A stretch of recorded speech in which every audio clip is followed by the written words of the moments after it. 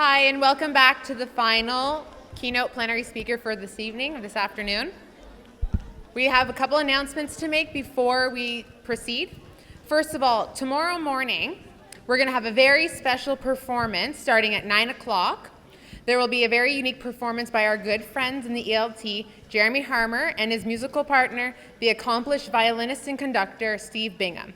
This will be a very, very special presentation that you do not want to miss, so please, everybody be present.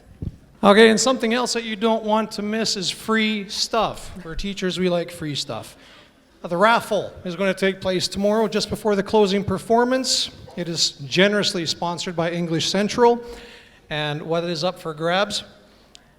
3 iPads. Yes. Yeah, oh, you want that, don't you? So, just to keep things interesting, however, if you are not present when your name is called, we're not going to mail it to you. So you have to be around in order to collect. And what we're hoping, Vanessa and I, is that all of you actually go home, and then we get 3 iPads. It's going to be perfect. Now, on the same theme of free stuff, we are talking about 3 iPods. As you know, the Twitter contest, if we can call it this, the competition. Okanbe. Where's Okanbe? We mentioned you earlier. Are you still in here? Okanbe? All right, he was in the front row last time, pretty close, and he was like, oh, look at me, I'm so good at the old Twitter thing. Not anymore. And guess what? Dublin is out of the picture. That means that you guys are actually picking up on things. Now, we have a new name here. I'm going to see if I can say this correctly. Emsal Ateş Özdemir. Are you in here? Emsal Ateş Özdemir. He.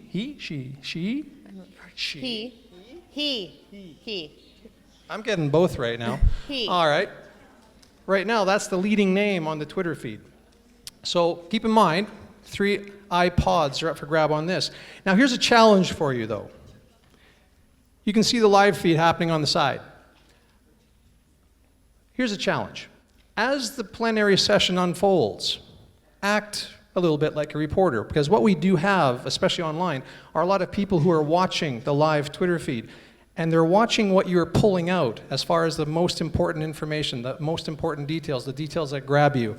So as far as doing a Twitter feed, see if you can highlight for our friends online and in Twittersphere how you are interpreting these presentations as well. It's a great opportunity to educate those who are watching in that direction as well. Okay?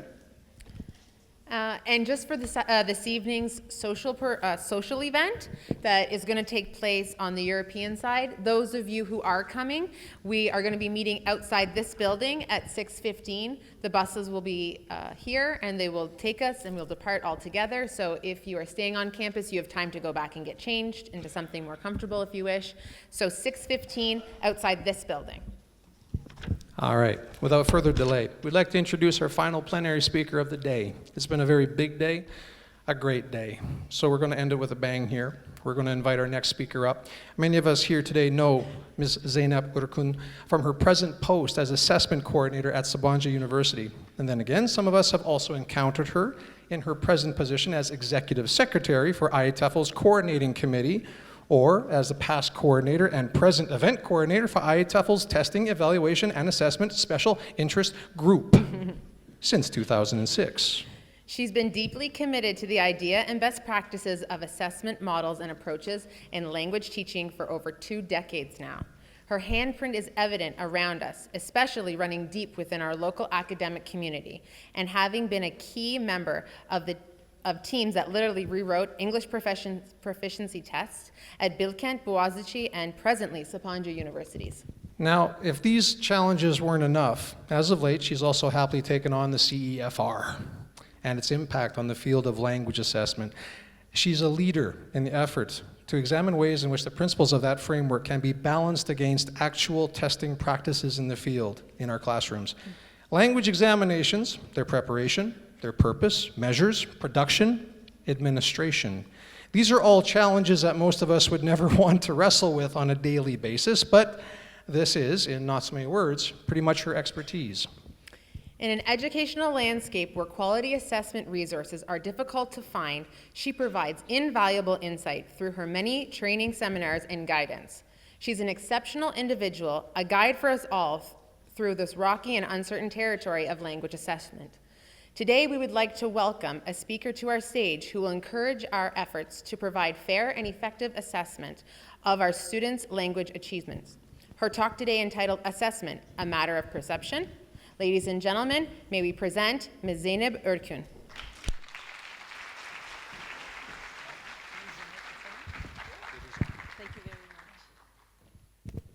Thank you for that wonderful introduction. There were moments there when I was listening. Is this really about me? Thank you, whoever wrote it. Really, thank you so much. Thank you also to Burcu and her wonderful team here at ISTEK ELT for inviting me. It's a great pleasure for me to be here at this conference, which only keeps getting better every single time it's organized. I'm very happy to be here, and also thanks to all of you for being here, really. So, off we go. It was announced, I've called the talk Assessment, Is It a Matter of Perception? Let's see if we will be able to find answers to that question by the end of the session. But of course, being a tester of over 2 decades, I have to start with a test, right? So I hope you forgive me for doing that. But not to worry, it's going to be a simple test in 2 stages. See, I'm giving clear instructions. The first stage is going to require you to raise your hand, that's it. And the second stage is going to require you to make some noise. Okay? All right. So, can you please raise your hand if you have ever written a classroom test, a quiz? Wonderful. Thank you. Now, if you've written a more comprehensive exam containing testing of several skills, sub-skills, and/or language, can you raise your hand, please? Woohoo, okay.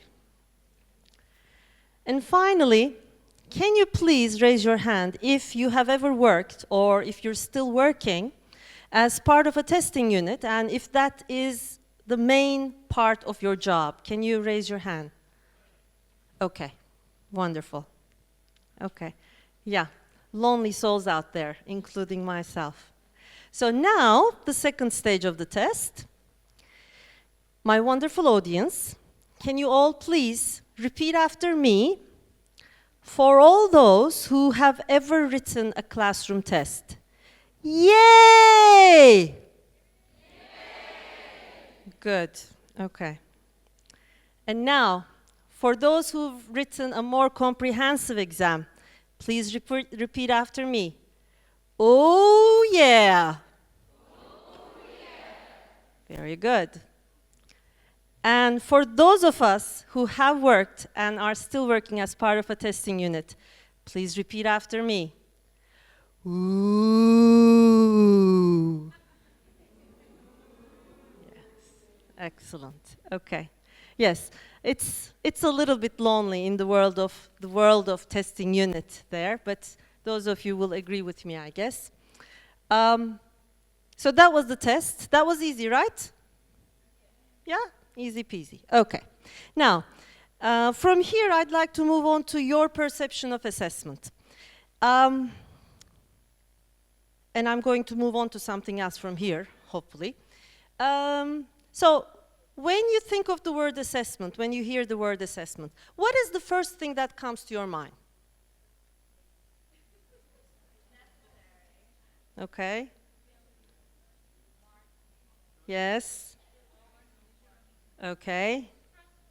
Stressful. Okay. Okay. Now that is very, very important, of course. Perception, the theme of this conference. It's very, very important how we perceive something, and especially as language teachers, how we perceive something becomes more of an issue when we have to talk about our perception of assessment in front of our students. Because our perception of assessment, the way we approach the issue, will definitely affect our learners. Now, our learners, it doesn't matter how old they are, starting from very young ages until adulthood, they're very, very clever creatures. Think of the students that you have in your classroom right now. They immediately catch on if your attitude to assessment is a negative one. So, if you feel that assessment is stressful, then be sure that your learners will get that. But if you have a more positive approach towards assessment, which is not always easy, let's face it, then of course they'll get that too. But from the perspective of perception of learners, how we approach the issue of assessment, I think, is extremely important. Now, talking about perception, the difficult thing about perception is it varies. Now, those of you who are parents out there, hang on, let's start with those of you who are not parents. Perhaps the perception of assessment that you have of parenthood, of a mother sleeping together next to their child, is a picture like this, quite a peaceful one, yeah?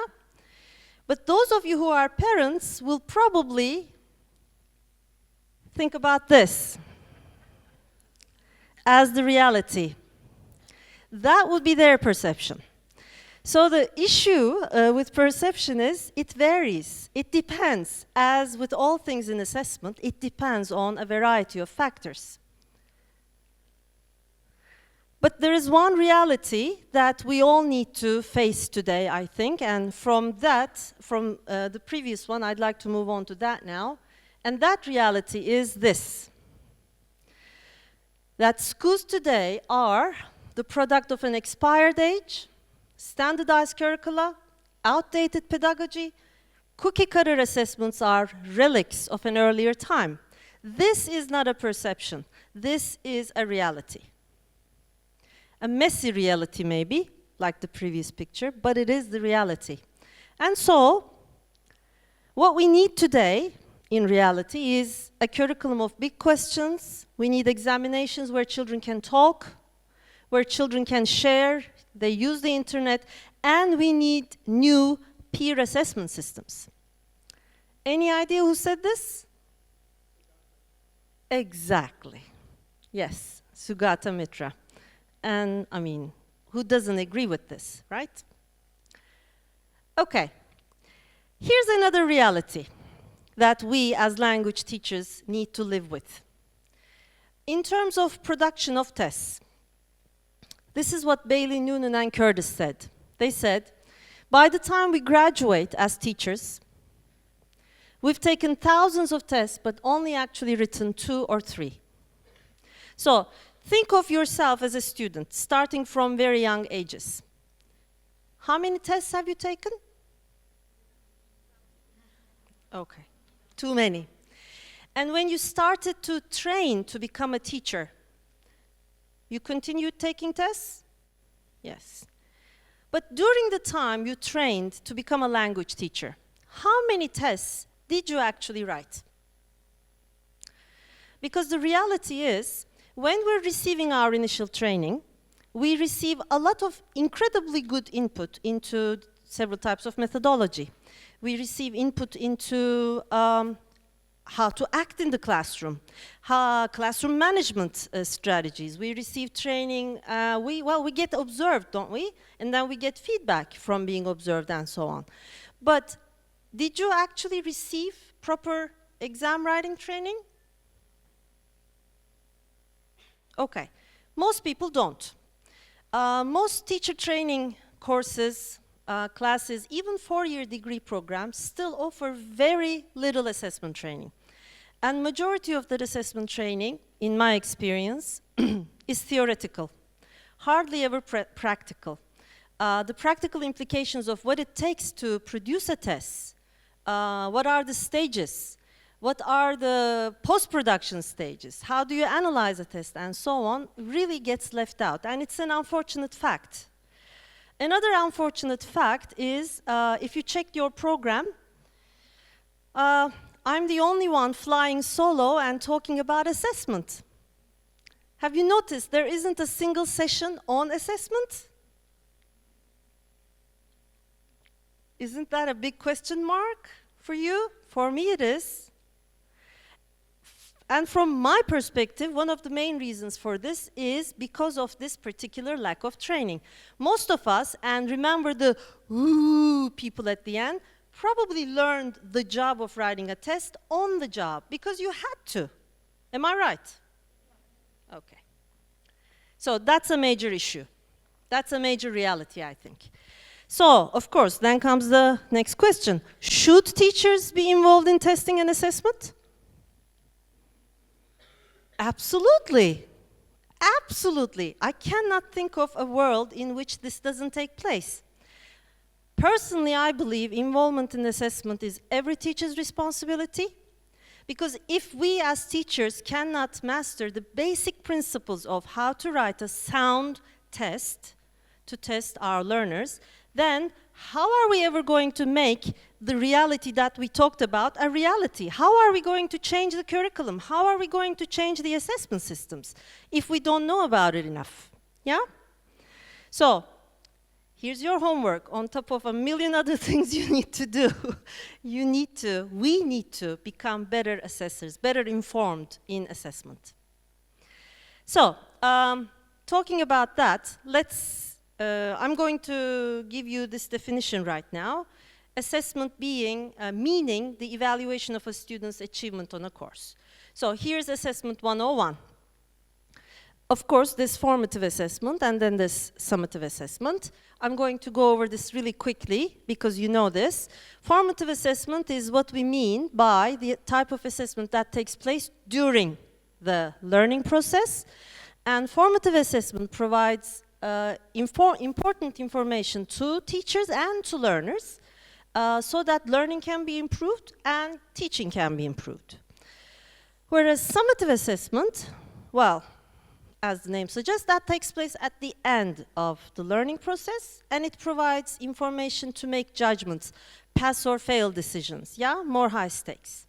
Now, in many contexts that I've worked at, both formative assessment and summative assessment do take place. And perhaps as language teachers, in the institution that you work at, you cannot really do much about the summative assessment. You're not very likely to be able to do much about that final exam or the CBS test or the whatever end exam that your students have to take. But I believe it's in formative assessment that us teachers can take a more proactive role. Because our classrooms are our kingdoms. Yes? We can do things in the classroom. And I'm going to come back to this point. Okay, now, I'd like to share with you, going back to the theme of the conference, my experience of what students' perception and teachers' perception of assessment generally is. And if you agree, I would like you to nod. Okay? In many contexts that I've worked at, students don't feel that they are a part of the assessment system. Would you agree? Yes? Okay. They find the whole notion of assessment quite threatening. Yes, I'm getting nods, okay. And so, of course, there's a lot of anxiety. There's so much pressure to succeed. And of course, all of that pressure to succeed leads to failure. Okay, all right. So what about teachers' perception? How different is it? Well, most teachers don't feel part of the assessment system. Am I right? Okay. Many tests are done actually after learning. And there is this strange group of people called testers. Group of testers who live out there in a world of their own, who talk about reliability and validity and statistics and numbers and errors of measurement. Which world are they living in? Yeah? Okay, there is that world. As a result, of course, it's no surprise that most teachers are not interested in assessment. There isn't much fun in it. But as a result of that, of course, they find it a skill which is difficult to master. It takes extra work. It does. On top of a million other things you have to do in class every single day. So, quite a negative picture there, but the reality. But, there's always a but, isn't there? Testers should not be working alone. It's just not realistic for testers to be working in a world which is cut out from the rest. Because teachers are the best judges of what gets taught and what actually gets learned. And testers don't know that if they're not part of that world. As a result, of course, teachers' expertise, teachers' informed decisions in assessment are absolutely crucial in exam writing process. Because the more teachers can become involved in assessment, then the more transparent the system will become, which will lead to less test anxiety, which can be a major problem, and I'm going to talk about that in a little bit more detail. Teachers are empowered, they know what they're talking about, and when they want to change something in the assessment, then that does get changed. And that ivory tower of a group of testers is broken. It has to be, in reality. No ivory towers. Okay, taking a step back now, let's talk about, very briefly, about what learning involves, because this is what we have to deal with on a day-to-day basis, right? In our classes, teaching our learners. Now, learning is a very complex phenomena. Sorry? Yeah. Learning requires so many different purposes. You may be learning something just to acquire knowledge. Sometimes you may be learning because you're preparing for an exam or you need to complete an assignment. Sometimes you learn something so that you can understand it and relate it to other phenomena. Other purposes could be, well, as a result of your learning, you change your attitude, your perception, and so on. And finally, hopefully, you learn so that you can apply it, you can use it later on. So, yes, there are 5 bubbles here, and it looks neat and clear, but of course, it is very, very difficult, very complicated. So, my question there was, are tests enough to test such a complicated process? Are they? No. Because the ultimate truth about assessment, and brace yourselves, are you ready? This truth will set you free, but first it will make you miserable, as with all truths. And the ultimate truth about assessment is all testing is about making an inference. All testing is a snapshot. Even the best test written in the world, with the best of intentions, will never ever come close to testing that incredibly complicated process we call learning. So this is a fact that we have to learn and we have to live with, and we have to really internalize. Because let's say this is what you teach, and let's say out of that, this is what your learner manages to learn. This is, out of all of that learning, what a test, a well-written test, written by people who have received training, can actually end up testing. So what we really need, according to Professor Smith, is we need to have a lot of modesty in evaluation. So we need to be really, really modest, really humble when we make claims as to what we are testing, what we are assessing. Because when we make a claim as to, I'm testing an ability, I'm testing my learners' learning and development, I'm testing their competence, which is a very difficult word, I think, what we need to remember is there is always a lot of learning which takes place of which we can never, ever have an idea about, and we never will. Here's another reality that we have to live with. So, if we use the analogy of an iceberg, what we end up assessing is only the tip. But the bottom part, the major part, will probably get untested. Is there something we can do? Yes, yes. If we can vary our assessment, then the inference that I talked about just a little bit ago, then that inference becomes more accurate. But if we don't vary our assessment, if we make our assessment based on one or two components, then we may as well forget about it. Okay, here's another perception about success. Actually, success, well. According to many people, this is what success looks like. Yeah? You become successful gradually through learning. Yes? But here's another reality. This is what success really looks like. It's not, it doesn't develop in a linear fashion. It's quite messy. There are ups and downs. It's very intricate, isn't it? Yes? Okay. And so, we need to be very, very careful here. The way we teach, especially the way we assess, should not turn students into this.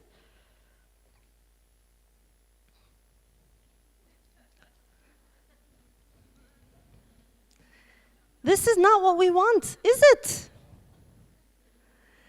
And if our assessment is gearing our learners towards this, and as Sugata Mitra mentioned this morning, if the employers are really looking for something so very different, then there's something seriously wrong with the way we teach and we assess. So what do? Of course, it's all very well to talk about the problem, right? This is bad, this is wrong, but what do? Is there anything we can do, realistically, in today's world, not in the future, although I will talk about the future a little bit. Is there anything we can do? Yes. My first recommendation would be to vary the assessment, like I mentioned a little while ago. Do not put the whole weighting of your assessment onto one or two single components. Plus, as Professor Mitra mentioned this morning, we must definitely try to include more self-assessment, portfolio assessment, and hopefully peer and group assessment. Definitely. So that we can make that inference about our students as accurate as possible. And hopefully, soon in the future, I think we will definitely be using the platform of video games in assessment. Because that's the platform that our students are very, very used to, aren't they? Yeah? Computer games, video games, PlayStation games. That's the future of assessment. That's where we are going towards. Having said all of this, though, here's your second test.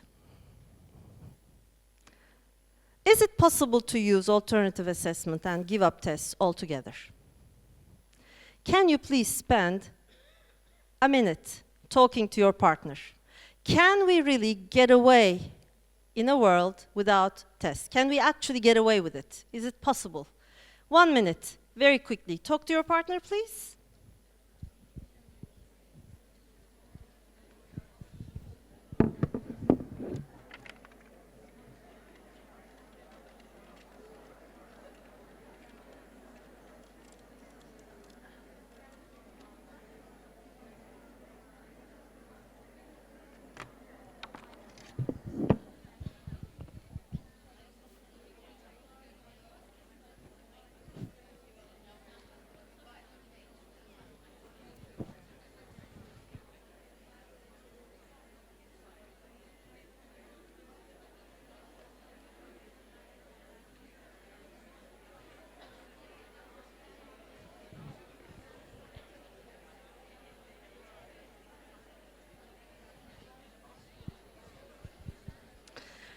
A teacher's minute is always 45 seconds. You know that, right? Okay. So realistically, is it possible to get rid of tests today, next week, next year, in 5 years' time, is it? No. Okay. All right. Okay, come on. Let's not badmouth tests all that much. Let's talk about what is good about tests. Well, tests are a security blanket, aren't they? They give learners a sense of security. And for some learners, it's actually a source of motivation, isn't it? Yes? Isn't that true? Okay. Because they give learners a target to study for. They give them a target. Okay, by the time of the test, I have to do this, this, and that. So revision takes place in an organized fashion. Well, let's face it, they're a requirement. Students expect them, parents expect them, schools expect them. And they're a habit. We've had them for such a long time that probably if I said, okay, from next week onwards, no more tests, we would all probably panic. We wouldn't know what to do. And let's face it, they give us means of quickly grading something and hopefully positively turning that into a form of feedback which we can give to our students. So, if they're used in the right way, you can use them as tools for feedback, etc., etc., etc. Did you have anything else to add? Okay. Having said this, though, we need to be very careful about what we assess then. And again, I'm going to quote from Kari Smith. If we cannot get rid of tests at the moment, if tests are here to stay for at least a while, then in our assessment system, at least we need to try and reflect the 3 Ps. I really like this definition. So, in our assessment systems, we need to reflect process, progress, and product. And of course, depending on your context, depending on the priorities of a particular institution, depending on the priorities of a particular government or educational policy, you may have to put different percentages on these Ps, but as long as all 3 of them are reflected in your assessment, then at least you're moving in the right direction. Okay. So I think this is definitely something that we need to keep at the back of our minds. When I'm assessing my students, am I assessing their process? Am I assessing the progress? And am I assessing the product of their learning? I'm going to skip over this and move on to the next question. Do you have any idea who likes tests? Okay, they carried out this really interesting study which I'd like to share with you. They asked this question to primary school students in Britain and in Israel. They also asked the same question to the parents of these kids. Okay, do you like tests?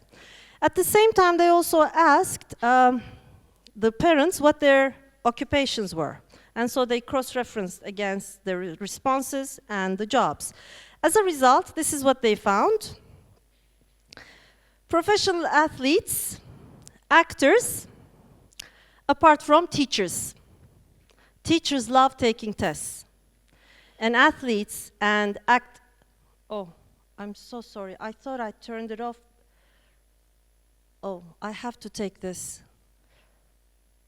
President Obama? Look, I can't really talk right now. I'm talking at ISTEK.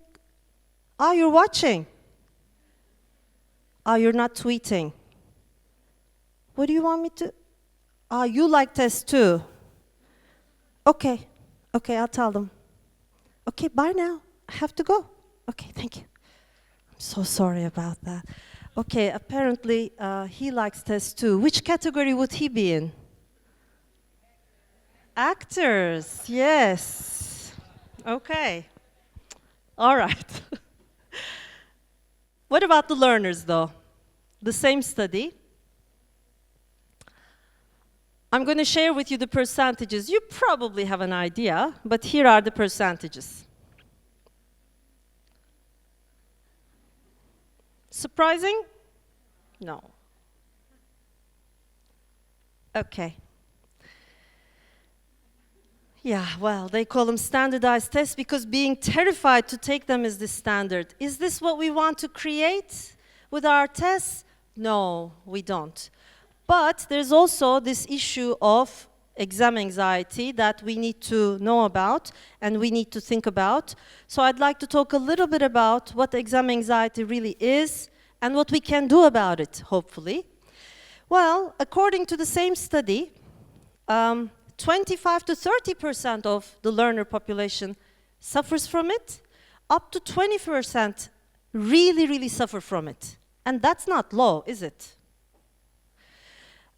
People give all sorts of different responses. So when people are suffering from test anxiety, they feel different and they act differently as well.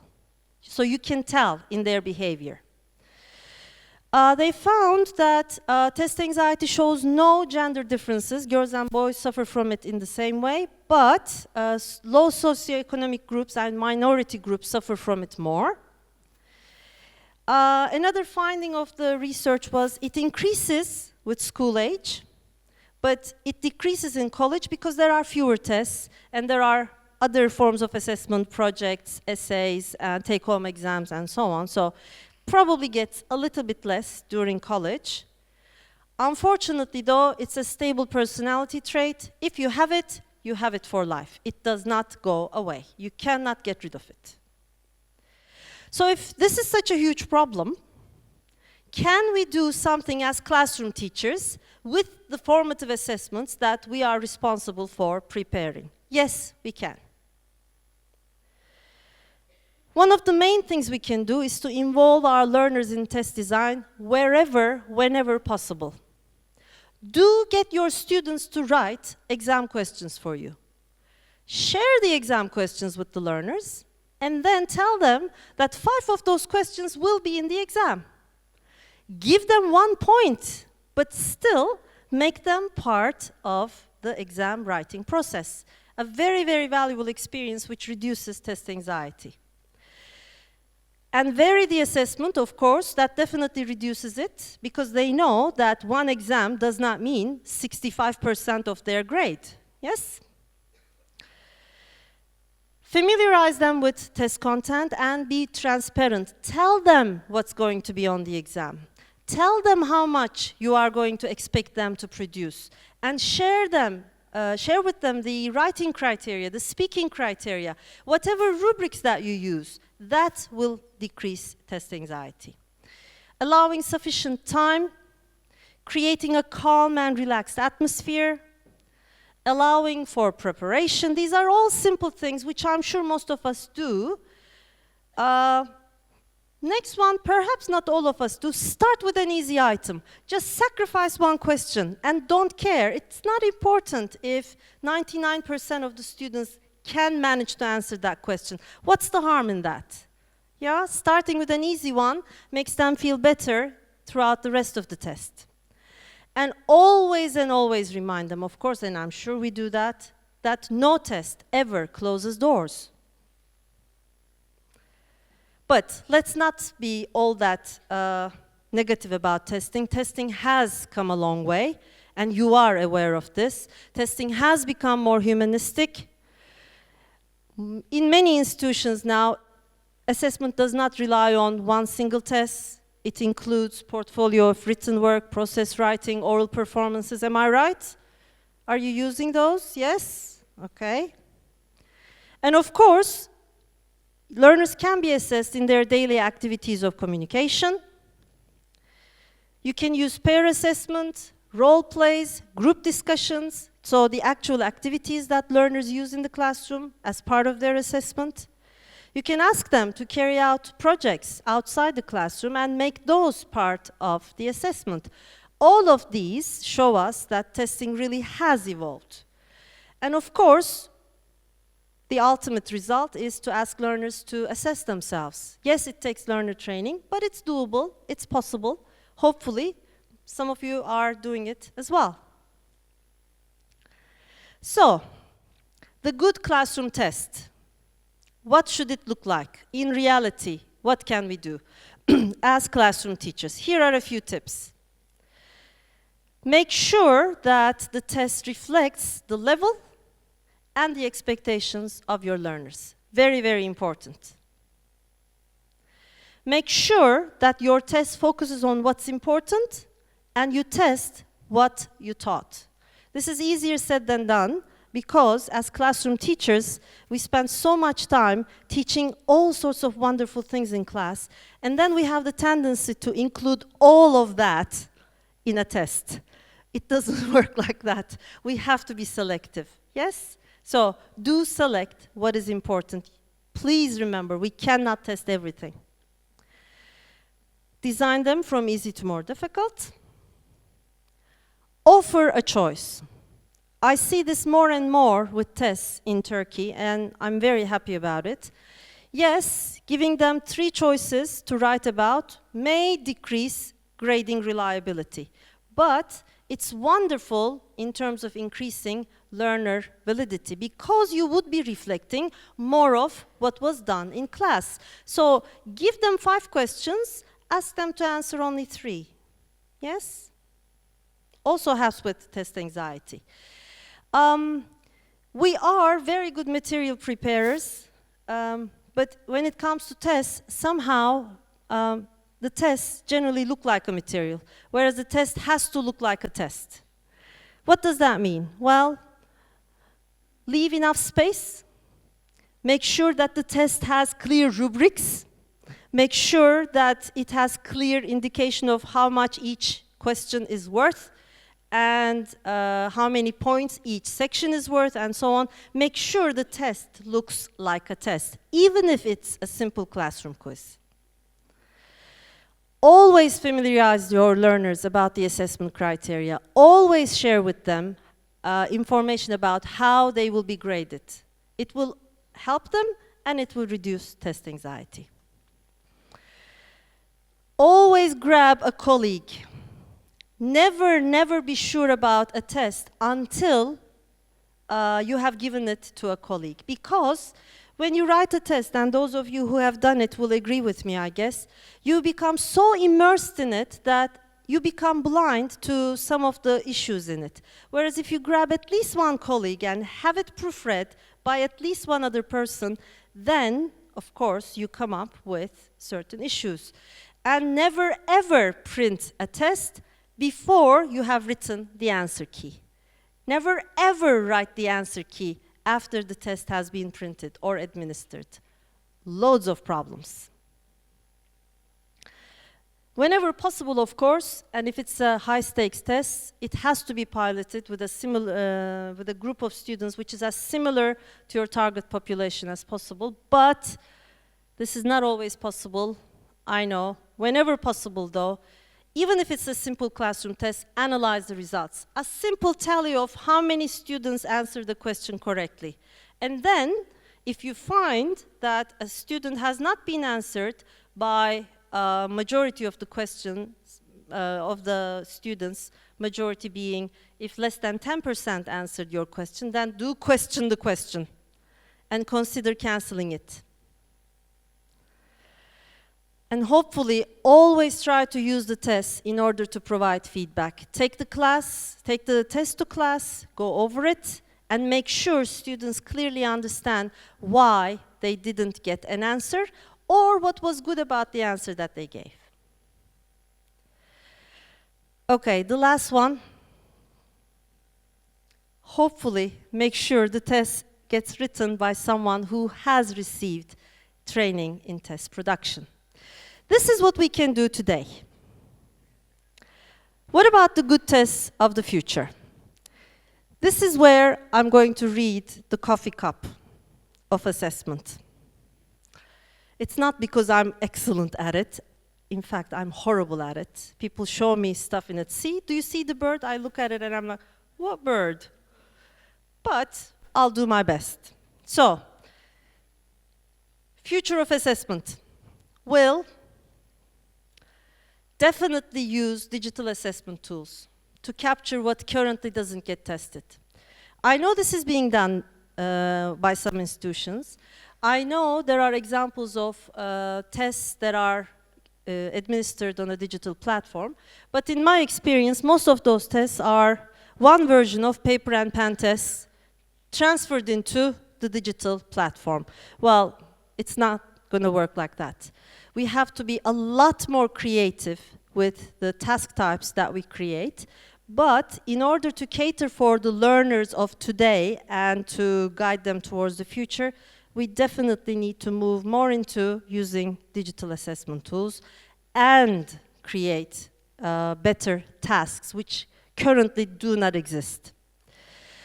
As Professor Mitra said this morning, future tests will definitely be more personalized, I think. Hopefully, when we can get all of this done, future tests will be more confidence building and causing less anxiety. Yeah? So I'm quite hopeful. Future tests will definitely provide more substantial and immediate feedback because we will be using the digital assessment tools. And I predict that the difference between formative and summative is going to disappear. More and more in the future, we will see peer interaction, group performance, and collaboration being tested because these are the 21st century skills that we need to prepare our learners for. So if this is what the target, then this is what we need to teach, and this is what needs to get tested. What do you think? Have I read the cup okay? Yeah? Yes? Okay. We have to do all of that so that this doesn't happen.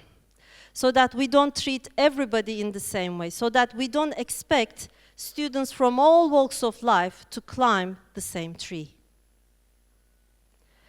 Okay, I'm told Steve Jobs always finishes his talks by saying, one more thing. And then one more thing takes 20 minutes. I'm not going to do that. But I am going to finish with some final words. So, everybody knows this, right? Give a man a fish, and you feed him for a day. Teach a man to fish, and you feed him for a lifetime. Who said this? Yes, Confucius. Okay. So, what I'm going to say is, yes, it's very important to prepare our students for the large communal tests, the summative assessment, and so on. But, there's always a but, it's equally important to design formative classroom assessments as language teachers, which teach students how to fish. And as we do that, there's something we need to remember. That in the world of teaching and learning, there's no such thing as failure. There's only feedback. Yes? You've heard this before. And also, let's remember that we all learn from our mistakes and from our failures. In fact, we learn more from mistakes and failures than we learn from our success, which is not a linear line. Yeah? And so, we need to learn to be more tolerant of the mistakes that our students make in assessment. We need to learn to be more tolerant of the mistakes that our colleagues make in assessment. So do please be sympathetic to your colleagues who work very hard to prepare tests from those testing units. It's a plea from me. We simply need to be more tolerant of what happens in the world of making mistakes. In fact, hatasız kul olmaz, hatamla sev beni. apologies to non-Turkish members of the audience, but the song basically says, there isn't a single individual out there who doesn't make mistakes, so love me with my mistakes.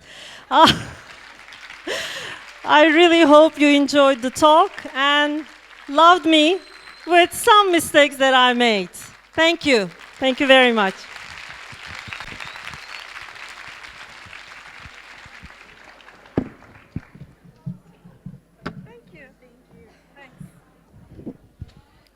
Thank you so much. We hope that you had some information there that you can pack back into your backpacks.